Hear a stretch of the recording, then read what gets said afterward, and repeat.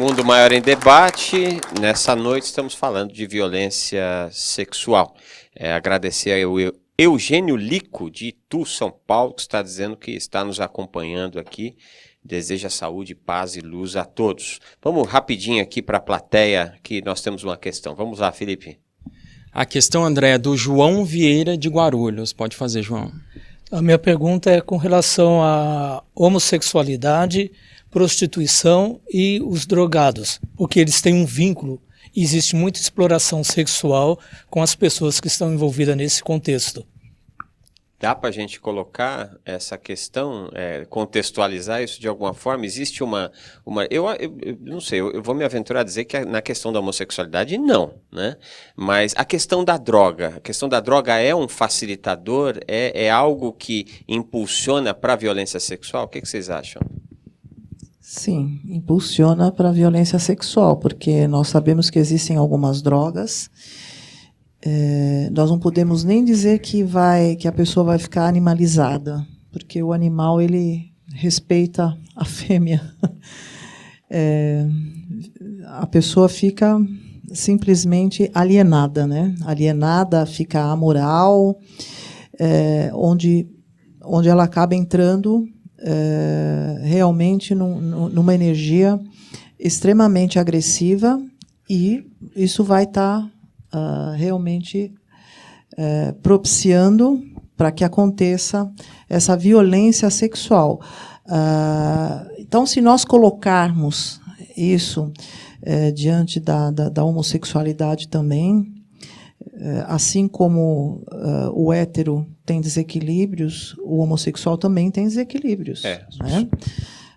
Pronto. A prostituição acaba fazendo com que a pessoa talvez até faça a sua profissão, mas ela tem ali, logicamente, transtornos, tem um histórico já de agressão sexual desde a infância, muitas vezes na parte da adolescência, quando ela entra, às vezes, na prostituição, a própria culpa. Então, ela vai buscar elementos para estar mantendo isso, e a droga, como é um entorpecente, né, ela vai narcotizar, ela vai se narcotizar e vai ficar nisso, porque ela está narcotizada, ela está viciada.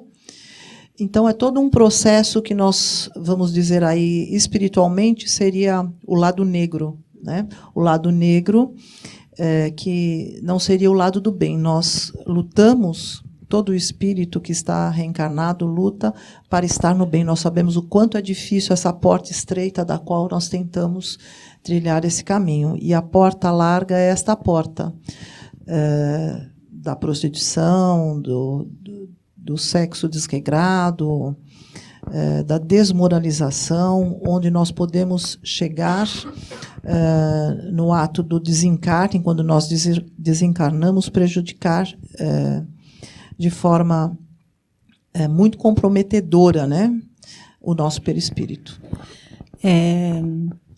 Só complementando o que a Vera falou, na verdade, quando se fala, será que estava no plano reencarnatório daquela pessoa ser violentada? Jamais, né, o plano espiritual, quando vai fazer um planejamento reencarnatório, vai colocar algum tipo de violência nesse planejamento. Mas nós temos o nosso livre-arbítrio, e uma vez que nossos comportamentos, as nossas atitudes, nosso padrão vibratório nos aproxime de determinadas situações, isso pode sim nos levar, consequentemente, a um tipo de violência sexual. Então, eu acho assim, seja numa situação de heterossexualidade, de homossexualidade, de uso de drogas, de prostituição, isso pode acabar levando, sim, a uma violência sexual.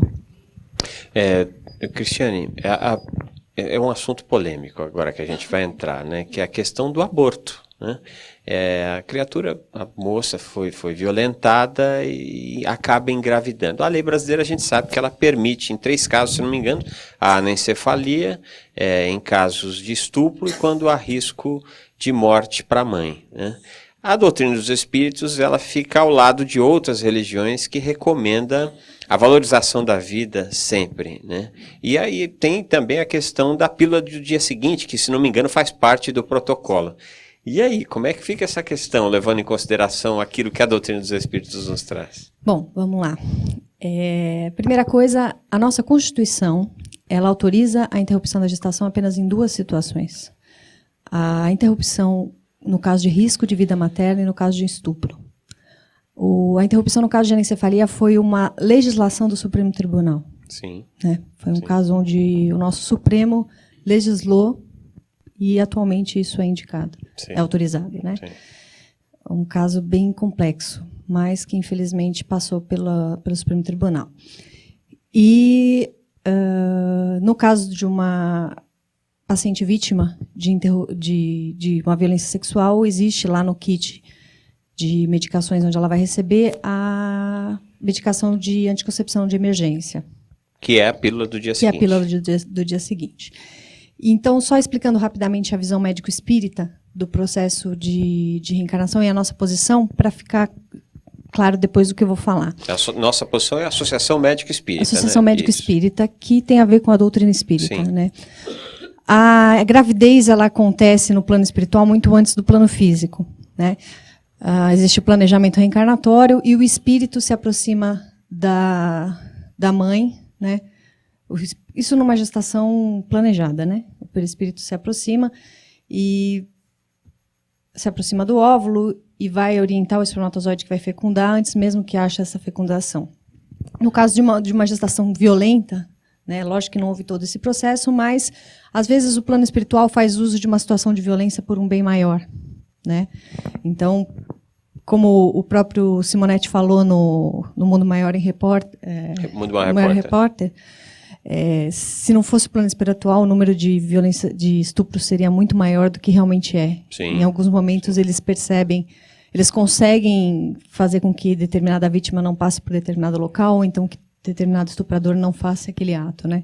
Mas quando eles veem que alguma coisa é inevitável, talvez eles fazem uso de uma situação ruim por um bem maior, né? E fazem com que um determinado ato de violência possa se transformar numa gestação e aquilo possa no futuro ser um bem ou para aquela mãe ou para aquele espírito que possa se aproveitar dessa gestação ou por um curto período de tempo ou por um período de tempo maior.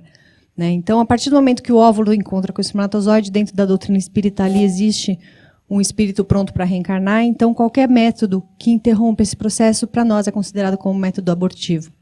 Portanto, a pílula do dia seguinte, que vai fazer o quê? Ela vai descamar o interior do útero e vai impedir que esse embrião fecundado se fixe na parede do útero. Então, na nossa concepção, ela é, sim, abortiva. Né? Por isso, a Associação Médico-Espírita e a doutrina espírita e muitas religiões que são a favor da vida são contra o uso dessa medicação. Né?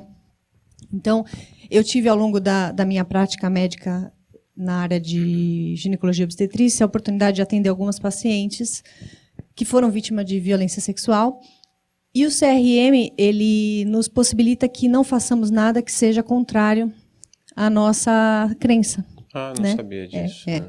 Nós não somos obrigados a fazer nada ao contrário da nossa crença. Mas, ao mesmo tempo, eu não posso também impedir o livre-arbítrio da paciente. Ela tem o direito de receber as medicações que estão disponíveis para ela no Serviço Público de Saúde. Então, se ela pedir... Não, ela não vai pedir. Você acha que ela ali no meio do trauma? E aí, o que eu faço, André? Eu não sei. Que eu fazia? Não tem nada a ver com isso. Difícil situação. Como é que é a situação no pronto-socorro? A paciente chega, tem um saquinho, as enfermeiras deixam um saquinho pronto com um monte de remedinhos lá dentro.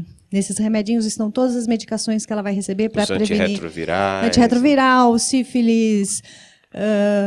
tudo que você pode imaginar. E também ali naquela hora, naquele momento que ela acabou de ser vítima, não é hora de eu ficar discutindo com ela, olha, você é a favor ou contra o aborto, blá, blá, blá, blá. Então, o que eu fazia para não ir contra o que eu acreditava, mas também não evitar uma assistência médica que a paciente tinha direito? Eu simplesmente abria aquele saquinho, colocava todos os comprimidos em cima da mesa e ia explicando para a paciente cada um deles. Eu falava, olha, esse aqui é o antibiótico tal, que é contra a sífilis. Esse aqui faz isso, isso, isso. Esse aqui é a pílula do dia seguinte, ela vai fazer o seu útero descamar.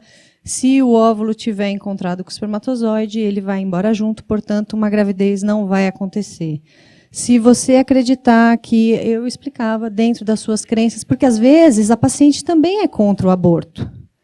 Só que ali naquela hora ela está num trauma. Meu Deus. Então às vezes é uma paciente espírita que não queria interromper uma gestação. Só que ali na hora do trauma ela não vai pensar nisso, gente. E depois, se ela descobrir que eu posso ter abortado, e se ela tiver uma culpa para o resto da vida que ela vai carregar? Entendeu? Então, essa era a postura diante do fato. A mesma coisa com relação ao aborto. A postura do médico espírita, do médico a favor da vida, é orientar a paciente que a lei possibilita, mas que ela tem a opção de interromper se ela quiser, de manter a gestação e levar para a doação, ou então de fazer de um mal maior o bem, de repente aceitar com amor esta criança, e quem sabe no futuro essa criança pode ser o arrimo de família para ela. A gente não sabe. Existe um caso conhecido nosso, um pianista, Plínio, eu esqueci o nome dele, ele já nos trouxe isso, né?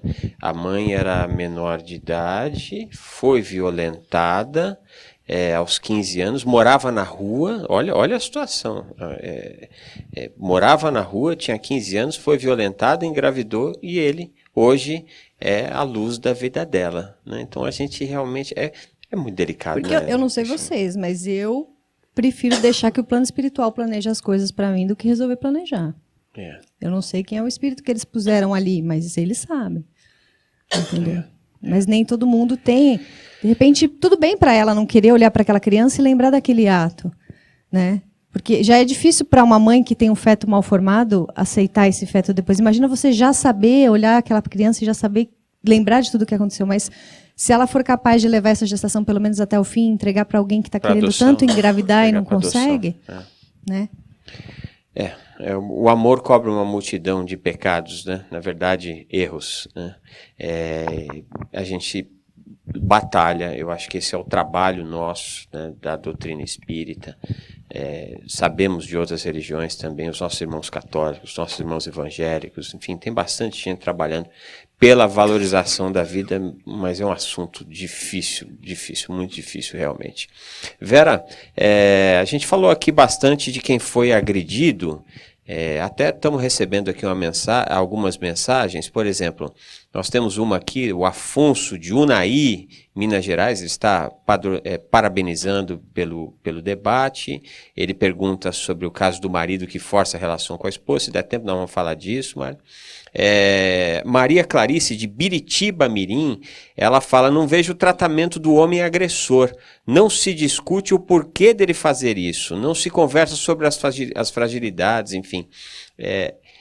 Eu acho que o que ele está querendo nos dizer assim, é a prevenção desde a de tenra idade, né? A questão da educação sexual no lar, no centro espírita, na escola. A gente precisa educar a sexualidade das nossas crianças desde cedo, Vera? Com certeza. E se começa no lar, né? Trabalhando principalmente a questão do preconceito, e muitas vezes os pais têm preconceito em relação a muitas coisas, principalmente com o filho homem, né? Como eu comentei no início do nosso programa, é no lar que vai se construir essa masculinidade. E muitas vezes a própria construção dessa masculinidade é uma violência, né?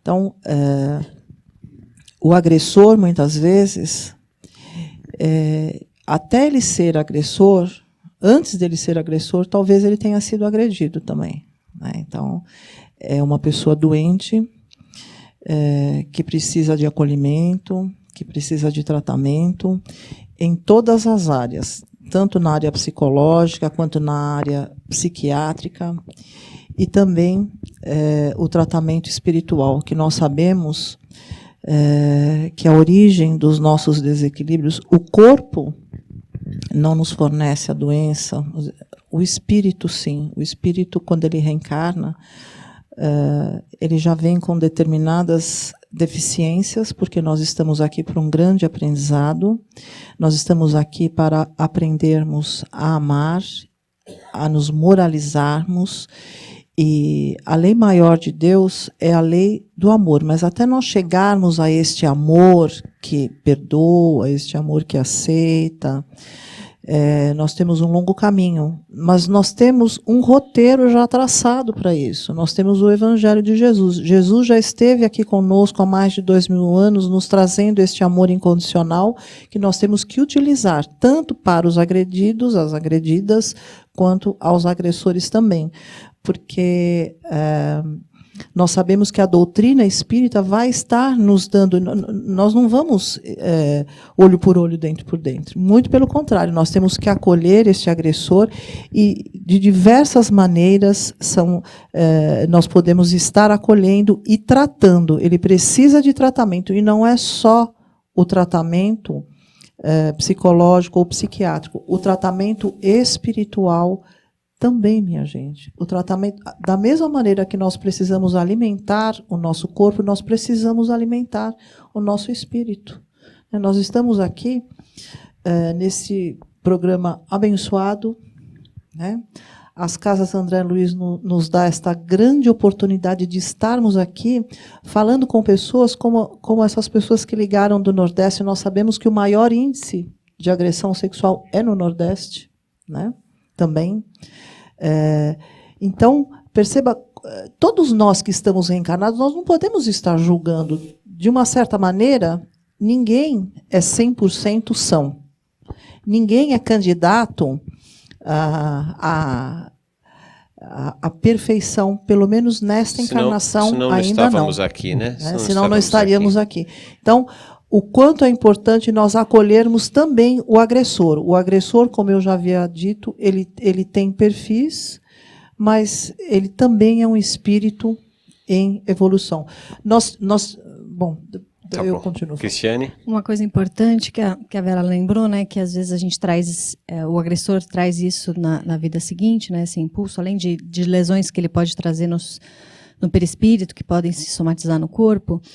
Lembrar que na infância há o esquecimento, né? Então esse é justamente o momento, infância e adolescência, antes do espírito recobrar sua consciência e trazer esses impulsos, é o momento da gente educar esse espírito, não só nos ensinamentos de Jesus, amar a Deus sobre todas as coisas, fazer para o próximo como a si mesmo, mas também dar exemplos e a oportunidade dele trabalhar, colocar limites e entender o quanto que é importante respeitar o sexo oposto, como, apesar de diferente, mais frágil, tão digno de respeito quanto o seu próprio sexo, entendeu? Entender a troca de energia, o quanto que não é aleatório isso, o respeito. Se você vai colocando esse ensinamento na criança e no jovem, tornando isso tão importante, dando essa base para ele, na hora que ele chegar na fase adulta, que vier esse impulso, talvez ele tenha essa base, essa disciplina para refrear novamente esse instinto na hora que ele vier na fase adulta, para evitar de recidir no mesmo erro. Sem dúvida. Para evitar que ele cometa o mesmo erro quando chegar novamente a oportunidade, ele não cometer novamente o mesmo erro.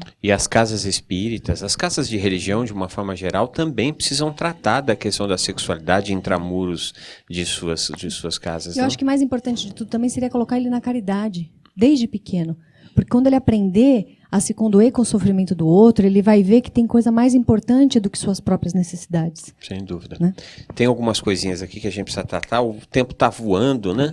Nossa amiga Jaqueline de Araraquara, ela disse que tem uma amiga que levou adiante uma gravidez que aconteceu por um estupro. Ela disse que a criança nasceu linda, mas a mãe não liga muito para a criança. Olha, liga demais, minha irmã. A criança está aí, tá evoluindo, né? A gente não sabe o que tem naquele inconsciente. Né? Então, nossa, mais do que ter dado a vida, já é um negócio, não sei o que vocês pensam.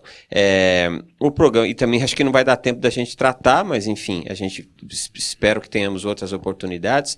A Vânia de Uberaba também nos dá um abraço aqui, diz que está acompanhando o programa, que é muito esclarecedor. Barto, acho que é esse o nome, de Pernambuco, acho que essa é a cidade, né? Tá mandando um abraço para todo mundo e deixar registrado que a violência sexual em Recife vem crescendo a cada dia, enfim, que é a questão. Pois é. E eu acho que as drogas também estão, enfim, tá complicado mesmo, né? Minha gente, antes da gente encerrar, esse DVD aqui, eu sou suspeito, achei sensacional esse DVD. É da Anete Guimarães, falando sobre obsessão, e a nossa amada Marlene Nobre falando sobre depressão, da série Espiritismo no Lar, Obsessão e Depressão.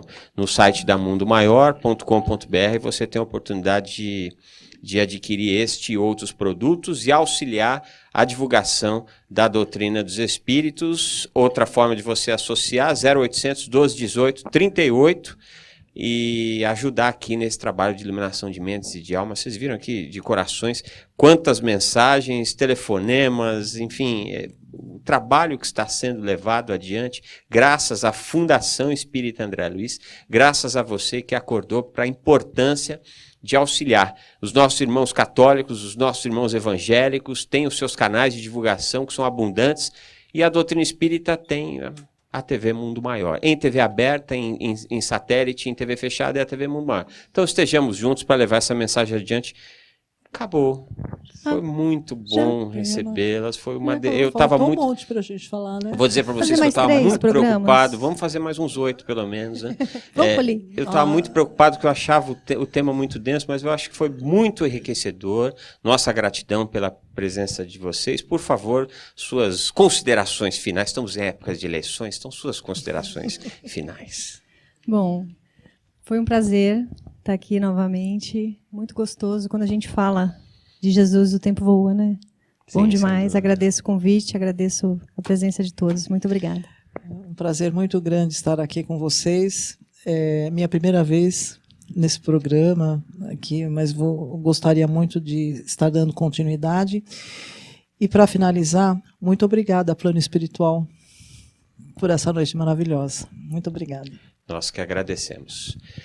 Agradecer o nosso amigo Espério, que está presente aqui, presidente da USE aqui de Guarulhos, né? Palma para o nosso presidente aqui de Guarulhos, nos ajuda aí a compor a plateia do Mundo Maior em Debate. Nossa gratidão, Espério.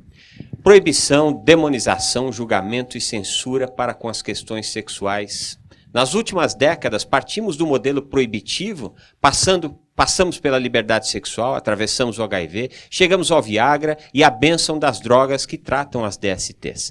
Na história humana, o sexo já sofreu toda a ordem de deseducação e estamos às voltas do encerramento da segunda década do século XXI, ainda discutindo a questão da violência sexual. Este foi o Mundo Maior em Debate, prestando o trabalho de educação de mentes e corações, sempre baseados na racionalidade da doutrina dos espíritos. Por isso, aqui, nesse canal, nós falamos de tudo e para todos que queiram ouvir. Afinal, o mundo não está circunscrito às paredes de uma casa espírita. Estamos em um planeta de provas e expiações, um planeta que ainda durante algum tempo haverá agressores e agredidos. Ou melhor, criaturas que precisam da lei de amor. O Mundo Maior em Debate volta no dia 22 de outubro, às 18h30, com o tema O Segredo da Felicidade. Qual é? Até lá. Grande abraço. Beijo no coração.